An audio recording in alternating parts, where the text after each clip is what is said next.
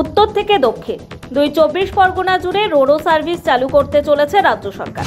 দক্ষিণে পাথর প্রতিমা গোসাবায় এই রোরো সার্ভিস চালুর জন্য যেমন জেটি নির্মাণের পরিকল্পনা নিয়েছে রাজ্য সরকার, তেমন উত্তর 24 পরগনার মাঝের পাড়া থেকে বামুনপুকুরেও এই জেটি নির্মাণের কথা ভাবছে রাজ্য। মুখ্যমন্ত্রী মমতা বন্দ্যোপাধ্যায় চিরকালই যোগাযোগ ব্যবস্থা উন্নয়নের দিকে নজর দিয়ে এসেছেন। বিশেষ করে সুন্দরবন এলাকায় ছোট ছোট দ্বীপগুলির সঙ্গে শহরাঞ্চলে যোগাযোগ বাড়ানোর জন্য জোর দিয়েছেন তিনি।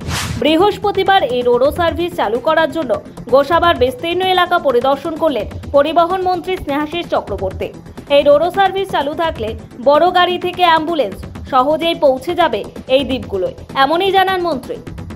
মাননীয় মুখ্যমন্ত্রী এই সুন্দরবন এলাকায় ওয়াটার ট্রান্সপোর্টের আরও সার্ভিস বাড়ানোর জন্য তিনি বলেছেন এবং তিনি চান যে এখানে যে ছোট ছোট দ্বীপ আছে যেখানে বহু মানুষের হাজার হাজার মানুষের বাস, তাদের করে মূল ভূখণ্ডের সাথে যুক্ত করা যায় এই ওয়াটার ট্রান্সপোর্ট দিয়ে। আমরা ইতিমধ্যেই বিভিন্ন জেটি আছে, লঞ্চ আছে, কিন্তু আমরা সেটাকে বৃদ্ধি করব।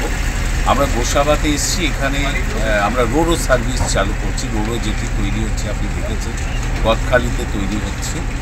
আমরা পাথর প্রতিমাতেও রোরো সার্ভিস, রোরো জেটি নির্মাণ করছি এবং আজকে এখানে বিধায়ক রয়েছেন, এখানকার সুব্রত মণ্ডল আমাদের সঙ্গে রয়েছেন গোসাবার।